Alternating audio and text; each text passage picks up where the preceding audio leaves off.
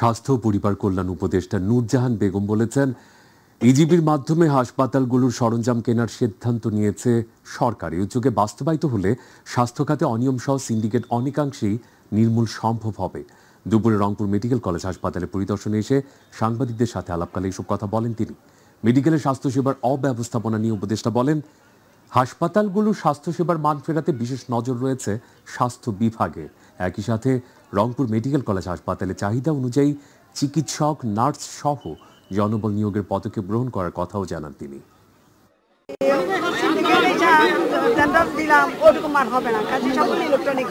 আমাদের দেশে 10,000 ডাক্তারের ঘাটতি আছে।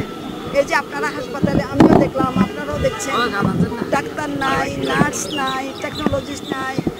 হাসপাতালের ডাইরেক্টর ঠিক আমাদেরকে ব্রিফ করলেন, ওনার কী কী দরকার, যন্ত্রপাতি কী দরকার, কিছু আমরা আশা করি যে আমরা দিয়ে দিতে পারবো।